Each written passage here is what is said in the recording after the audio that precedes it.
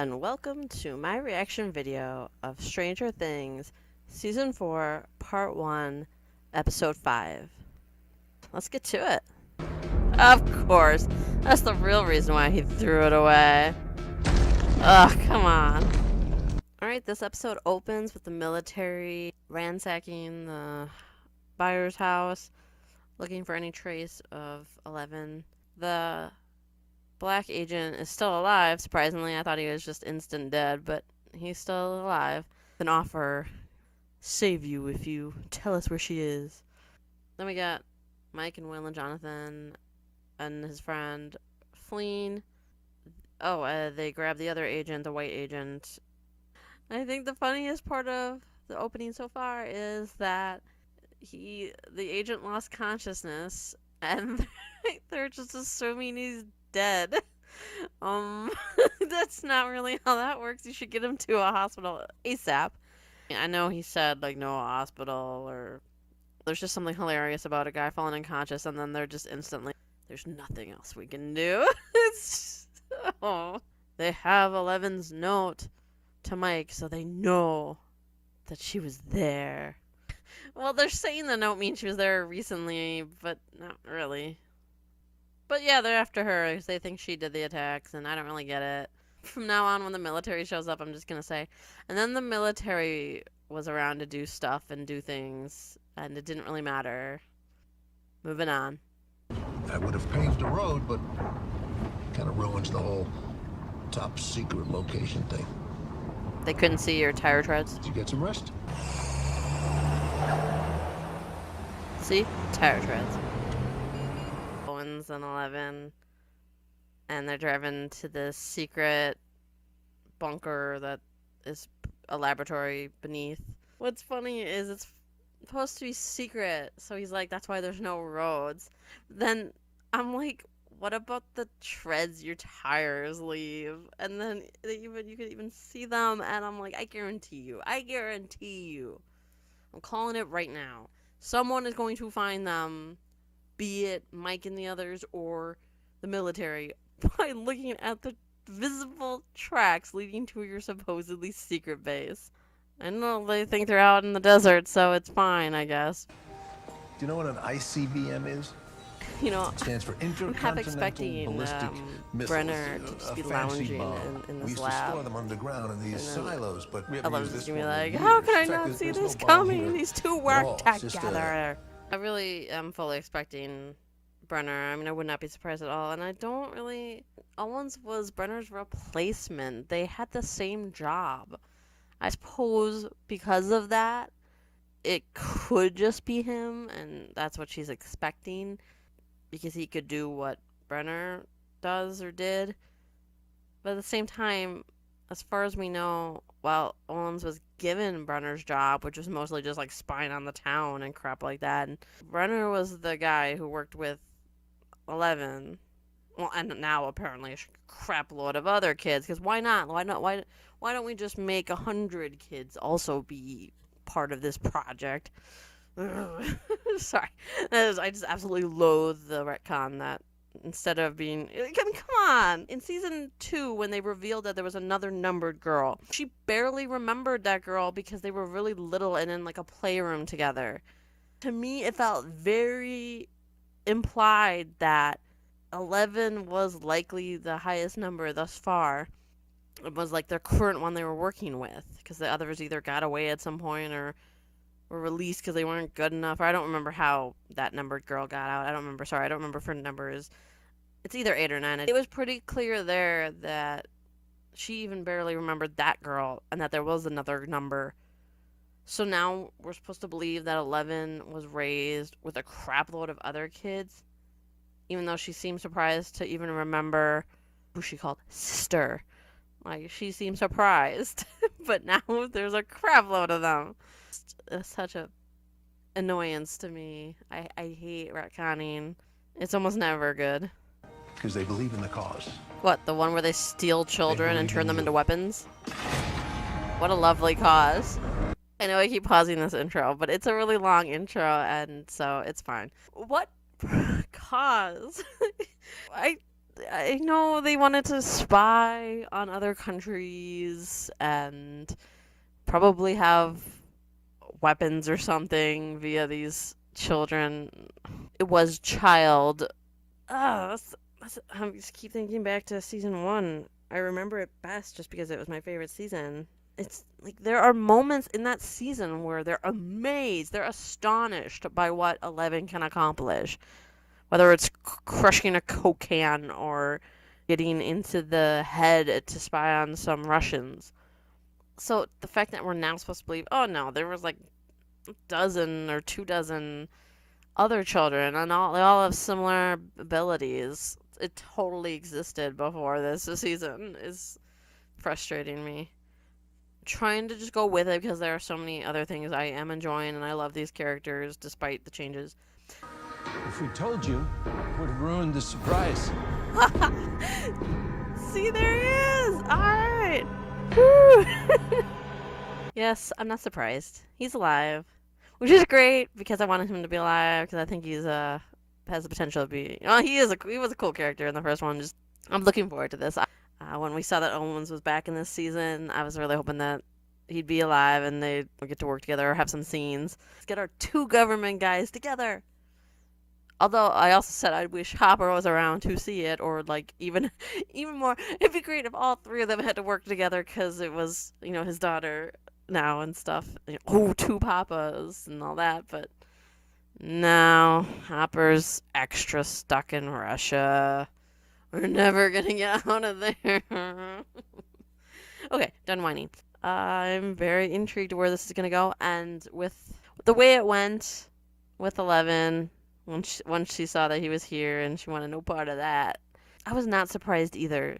Because Owens and, I even said earlier that Owens is more like Brenner than anybody else, so be careful about trusting these government people because they're pretty similar to the previous government people we saw in season 1. They want to help her get her powers back, and they do feel they're going to need her for whatever threat is out there. They can't have her running around. They can't have her leaving. They need her here. They're going to do it their way, as the government tends to do. We're right back to that season 1 kind of behavior with Brenner. And once I heard wanted her to come with him, I was like, okay. But I can't even picture what it would look like to have 11 cooperating with these guys that imprisoned her as a child. I don't know if you can even call it imprisonment because she never knew anything different. She was raised in the lab. But being raised in the lab is enough of that kind of sucks. Yeah, I saw this coming and I'm looking forward to it. Is this what you saw last night? Everywhere. I like how artistic she Was got that with a it. dream? Max has some serious art skills. She's so detailed in her. She tried to recreate in multiple drawings the place she saw in the head when she was attacked by that creature. It sort of looked like pieces of a building, and it had that clock that everyone sees when he comes to target them and mess with them before killing them. Super detailed down to the backgrounds with the red fog or whatever that crap was that she saw. It's like, dang, she's got art skills. Like Freddy Krueger's boiler room. They even Freddy said it. Krueger? He's a super burned up dude with razors for fingers, and he kills you in your dreams. Okay, now they're just flat out stating the Freddy Krueger comparison. I can't decide if I like that or not. I don't hate it, or there's something nice about just having the comparisons and putting the actor in. I felt like that was plenty to be like, yeah, doesn't this remind you of something? And then they just flat out say it now. I mean, okay. Don't fold my art. It took me hours. Look how detailed this is. Look at the backgrounds. I like how Nancy can recognize Victor's house. Good thing Max is good at drawing that she was able to put that together. Yeah, oh, so some previous things that I didn't mention that also have happened now is that the guard is in the same locked area as Hopper and some other men. And it's clearly the place where prisoners are sent probably before they're killed in some way. So this is the prisoners that aren't allowed to slave away all day and eat crap for meals. And then we got Yuri and Joyce, Murray on the plane. He's taking them to Russia. Let's hope that doesn't happen. Let's hope. He doesn't seem like the most competent guy, so let's hope they turn the situation around somehow at some point. I mean, sadly, they might not be wrong putting her in the precise situation she used to be in when she had, the top of her power. That actually might be effective. So they're saying that it's possible Max somehow got into the head of her attacker since he was hitting her head, and that's what that place was with like the broken up house or whatever the heck. But it's not really okay. I know it's silly to say that's not really how psychic powers work since it's a fictional thing. However, in general, it's the person who has the power who can get into heads and not just the person who's being attacked. You have to have the ability. Okay, but even then, that might not even be. I don't know. It doesn't make sense. It's fine. It's one of those things where maybe they're setting their own rules, and I can go with it. Then we have 11 in the lab. She's clearly in her head even before they reveal that she's in the tank, because she woke up and, well, I'm not sure if how she looks now is real or that's just her memory of herself, but she's older. Well, I don't know. I don't know. I guess I don't know if she actually got her haircut or if. The reason why I'm saying it might be just a memory is because she's clearly stuck in a loop of a certain day that they want her to remember something. She's got some kind of convenient amnesia. It's dumb, but you go with it. And there's a picture on the wall that was clearly there when she was younger. That's why I'm wondering if, since the picture was there when she was younger, maybe her hair just looks like when she was younger and she doesn't actually have the hair. Now, this doesn't actually matter, the hair part. She's supposed to find her way out. I don't know. They're clearly trying to get her to get powers back by remembering something. It doesn't make any sense. But losing her powers the way she did, where she got hurt and then her powers were just gone, is also really goofy. I don't know. I'm just going with the nonsense. We shouldn't have just thrown her in there like this. She's gonna drown in there. No. She is going to swim. It really is great to see these guys working together. We know they did the same kind of work, science and all that. And they're both some kind of doctors. It's interesting too because I remember in season 2, Owens, whether sincere or not, certainly seemed at least a little bit more caring and more personable, while Brenner is all laser focused. He cares very much about the abilities of 11 and what she's capable of, and having her with him, which, if there now that there's more kids, is just creepy instead of somewhat nice and interesting. I mean, not nice. I mean, keeping someone in the lab, making her, being like, oh, we want you to, kill somebody or whatever. Kill the bunny, I think is what they wanted her to do. Theoretically, just to see if she was capable of. See, here's the thing. It just doesn't make any sense. I'm hammering this in over and over again. The nail's already pushed in, but I'm going to keep on hammering. There was very clearly a moment where she was always alone when they were testing her, and they wanted her to kill, I think it was a rabbit. It was very clear they were testing to see if her power was capable of doing it. Then the fact that then the military is jumpy to, we know we're training psychic assassins, which we have no evidence of whatsoever, ever. Yes, ever. I meant that. And it just doesn't match up. But it still is really cool to see these guys work together, and I like the difference between them. Brenner is take charge, get results, believes in people to just figure it out on their own and do it. While Owens is more of a caring, cautious, but also kind of a worrier. He's a worrier. While the other guy is pretty cool and calm. Very fascinating dynamic between these two right now. I would not want to depend on these people with my life. They'll bury me in a shallow grave after they fail. back with Will and Jonathan and the others. Jonathan's friend, whose name I'm still failing to remember. He's pretty funny. Pretty much all the time, he's really fun to watch. Before in the van, they just assumed the guy was dead when he fell unconscious, and then now they're burying him.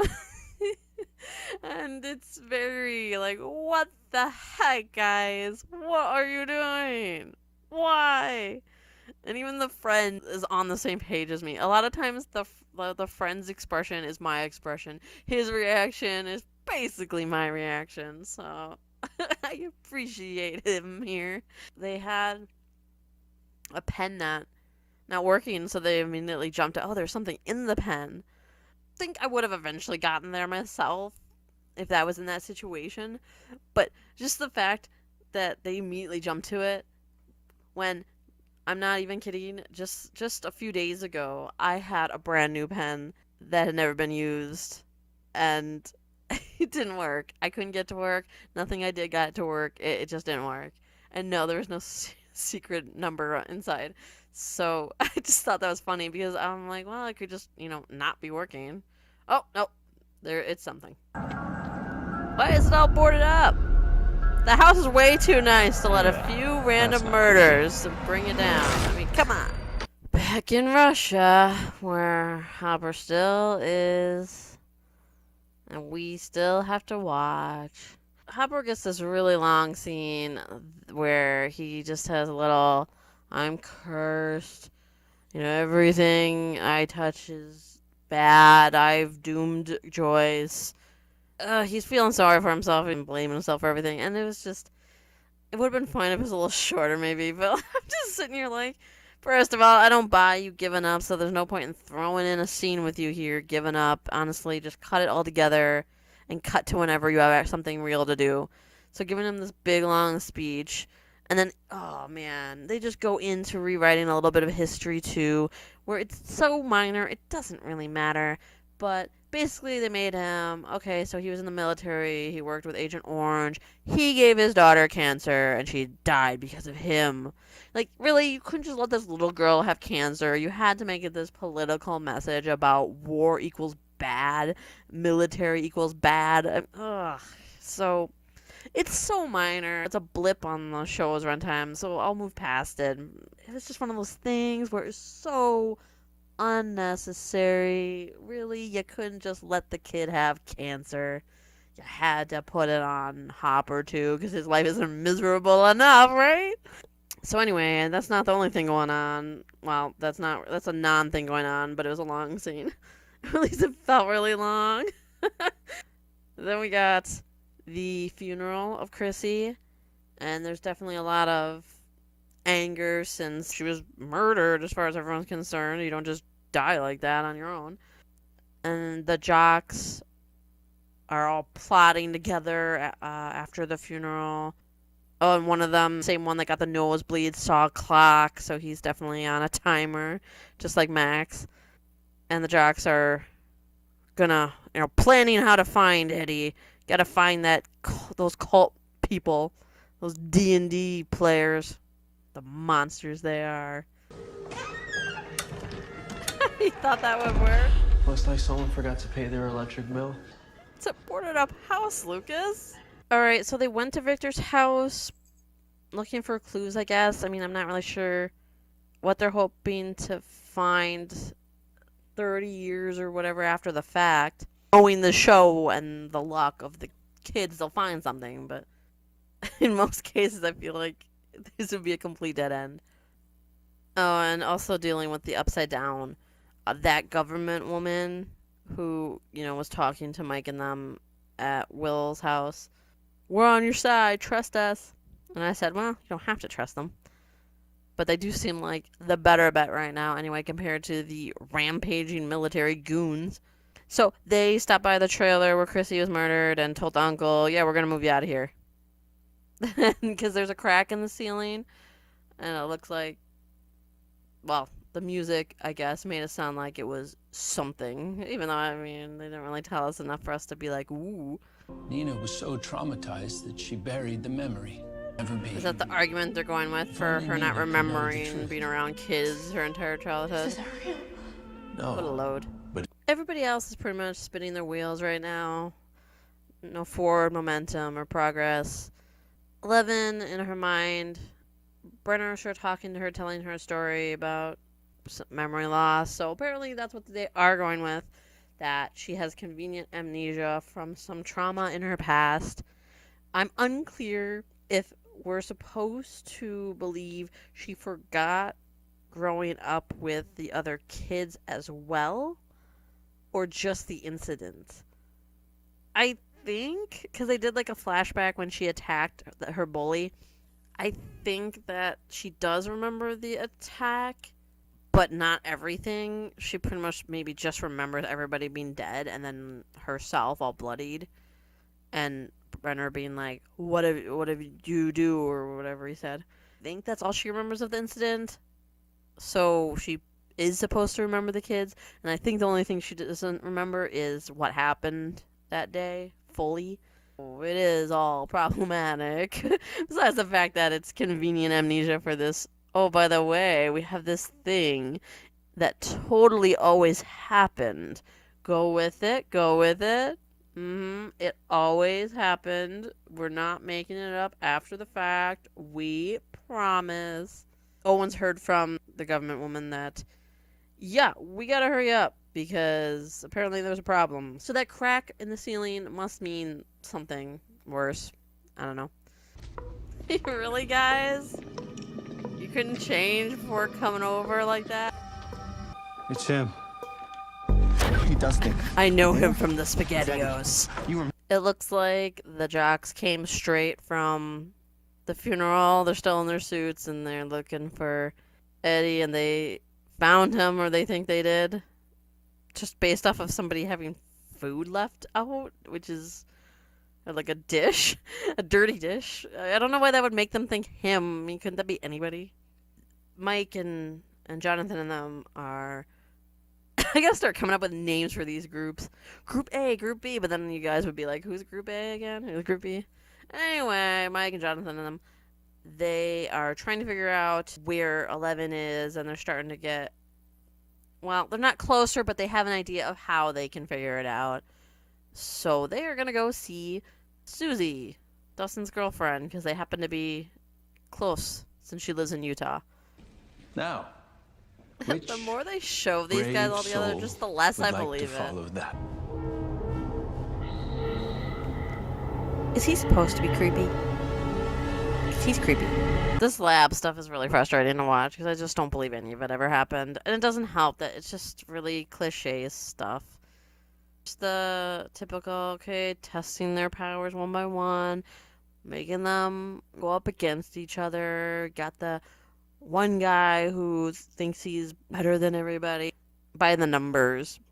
It wouldn't be that big of a deal, except I don't believe any of it. I don't believe this happened. And yes, I get it. I'm going to accept it because it's what the show is saying.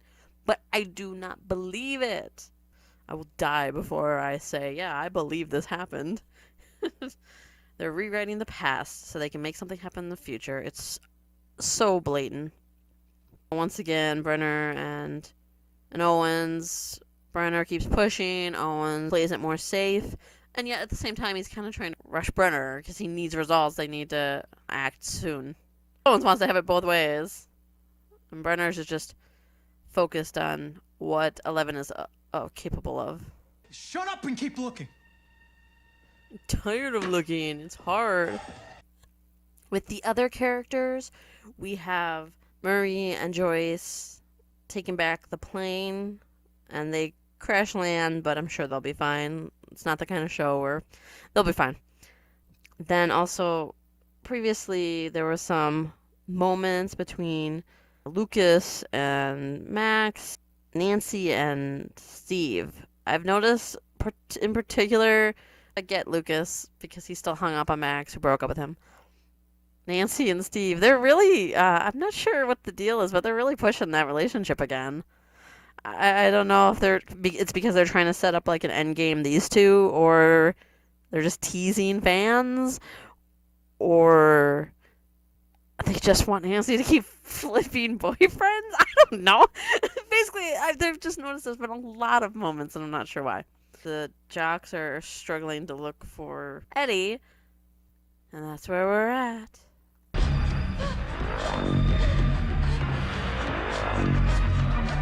I hate when they do that with the camera. Ugh. At the end of the episode, we have a couple things here. Eddie running away from the jocks. That was when the jock that was seeing the clock and being haunted, by this guy. Well, I mean, he didn't.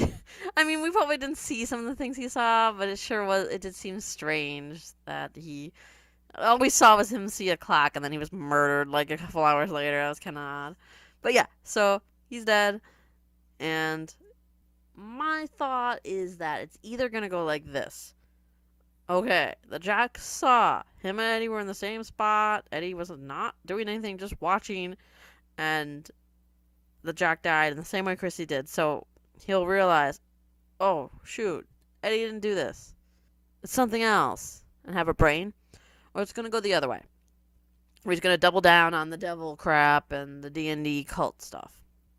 Then we have 11 getting some of her power back, but it was just sort of like a weird temporary get back, and then she seemed to just not have anything anymore. And none of it makes any sense. The reason she lost her power and the reason she got part of it back and then not all of it back, and then how she could maybe get more power than she ever had before, none of it makes sense. You just go with it. She decided to stay and even called Brenner Papa again, and they're gonna work together to get that power back. It's nicer to have her more willing than this sort of hostile attempt to get her to retrieve her memory. I felt like her not really understanding where she was or why she was there was just a remedy for failure. One last thing. At the house, the kids and the young adults, I'm just going to call them kids because they're basically kids. The kids found, or at least think they found, that the house and then where their lights light up, sort of like it's an upside down thing where lights can light up in our world, basically our side, when something's going on. There's activity in the upside down. So they found where this guy seems to be when he attacks. So they could use that information to then get him somehow. What I fully expect them to do is be responsible and go and report this to the government people that are there. But, I mean, that would make sense. Okay, for the rating of this episode, I don't like any of the lab stuff because I don't like that it's an obvious retcon. It didn't exist before. So every time I watch that stuff, I get annoyed all over again. But I do really like Brenner and Owens working to get 11 her powers back and get her memory back, and they're all working together to try to stop something bad from happening. So that's all pretty cool of an idea anyway. So I like at least the stuff around the direct past retconning that they're doing with Eleven and Brenner. And pretty much everything else going on I enjoy.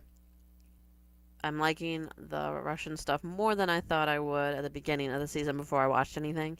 I still would rather do without it, but I can accept what we're getting because it's at least keeping me entertained enough. However, then there's also been some moments that just bring the episode down for me, mostly with a lot of the characters spinning their wheels. They're just sort of stuck in the same spot. Normally that would not be such a big deal. It happens, except with the long episode runtimes, it does just drag. So that would be, with those two major things for me, like normally I think I would give this episode a 9 because there's just a lot of good in it. I just cannot forgive that retcon, and there's a lot of it being shown in this one, and it'll probably be shown in the next episode too, and that'll bring the rating down again too because it just affects my enjoyment. And even if you're looking at it from an objective standpoint, it's just so clearly made up. It just makes everything in perspective weirder, and it works less. So, and I'm already sensing then that this, whatever this thing is in the Upside Down, is not gonna mesh with what came in the previous three seasons. But I'm not judging this episode on that. I do think it will affect future episodes. We'll see. But this episode in particular, because of those two things, I am going to give it an 8. It was between a 7 and 9 because it's a good episode. And I would say it does go into the very good. Because despite my problems with the whole retconning thing of Eleven's past and some of the stationary characters, really, because they didn't do much, I still find it to be a good episode. So I give this an 8. It was a good episode. Thank you for watching, and remember to stay entertained.